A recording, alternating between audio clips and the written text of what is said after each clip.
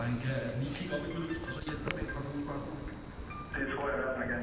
Eller endnu bedre af at svar, måske det, vi skal have for mig. Ja, det er godt. Vi starter kategorien rockkoden. 69. Hvad er Ozzy Osbournes øgenavn?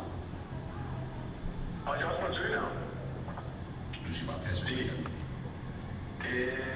Pas. Hvilken sangerinde udsendte i 1992 albumet Himlen? Road Her Net. Det gjorde pas. Hvad er guitaristen i YouTube? Går du?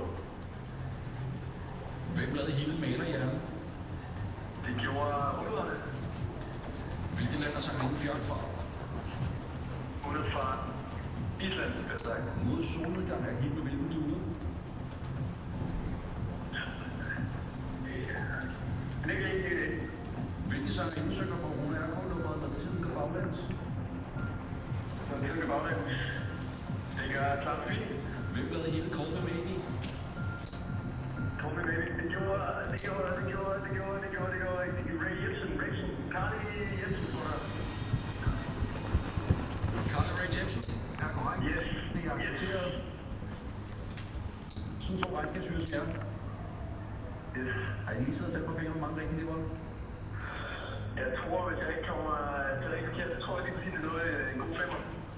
Vi startede med Ozzy Osbournes øgenavn, det var en pas. Han hedder The Prince of Darkness. Sangerinden, som i 1992 udsendte albumet Himlen Runde Hørnet, hedder Lisa Nelson.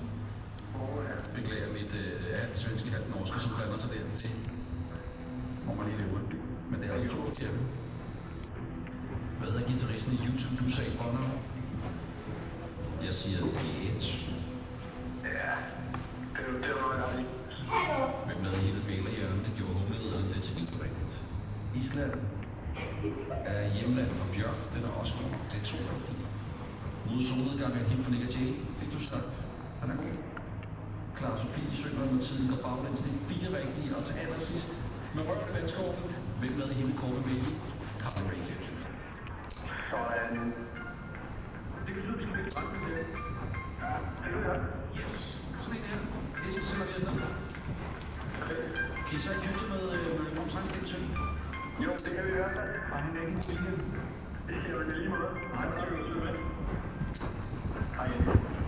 Vi kaster en konkurrence med i gang. Eller sætter en konkurrence med i gang. Lad os få et podcast til den kategori, som bliver kaldt for den danske sangskat. Men jeg vil gerne gøre det på den måde, at jeg giver dig nogle korte lydbilleder. Jeg giver dig 3 sekunder af nogle sange. Så skal du til gengæld fortælle mig, hvem det er, som synger den lille